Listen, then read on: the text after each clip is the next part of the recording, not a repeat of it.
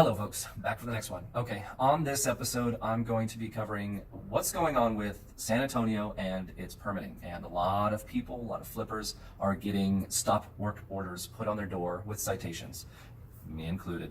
And it's happening for all your properties, whether you working on it now or if it was 3 years ago. So I got hit up for one of my properties, a duplex that I have. 3 years ago, this work was done, and I pulled, I think, one or two little permits for a fence and something else, but I didn't pull a permit for the siding. I didn't pull a permit for, the new metal roof, for the awnings, or any of that stuff. I just had it done.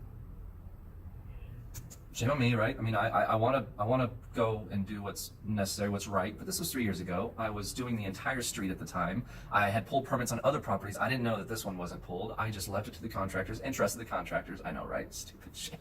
Never trust your contractors. Get that in writing, all right? And get it under contract, and make sure in the contracts it states you do not get paid until I see the permits. And you can look up on Costa's website and pull up the permits that they had done on your property.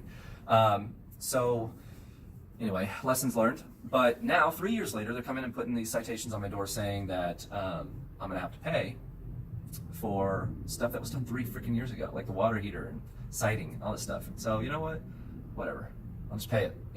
It's true. It's what was done. I tried to go in to get a permit pulled for it, and then pulled a permit for my other property, but you can't now. So a few months ago, and of course the city's been trying to clean up their ordinances and their code enforcement for a while, but Sabor and a couple other bigger organizations kind of pushed it over the edge. And so what happened was a lot of flippers were flipping properties, not getting permits, not getting these things done right, and they were getting crappy properties put together, slapped together, and thrown back on the market.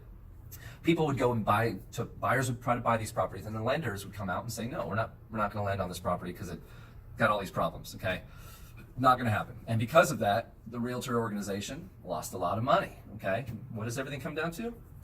Moolah. So they lost money. They fought the city. The city said, okay, we'll do better. And then they started cracking down like crazy. So now, if you didn't get a permit for mowing your lawn, you're going to get a citation. Okay, so not that crazy, but it's pretty crazy right now. They're checking everything. So I go and I try to pull the permits like I'm supposed to, okay? Well, what they also decided to do was mess things up in their infinite wisdom. And now you, as a sole proprietor or an LLC that own the property, you have to go and get an FBI background check. You have to get licensed as a contractor to be able to pull these permits. Or you can go find a contractor to do it for you. So you used to be, as the homeowner, all I had to do was go and show that I'm the owner of the LLC. I own the property. Where's my general permit?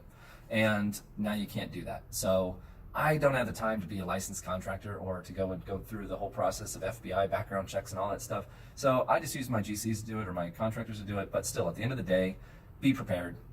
They're coming after you, and you can no longer pull your own permits if it's an LLC. Okay. So hopefully this helps. I'll see you on the next one.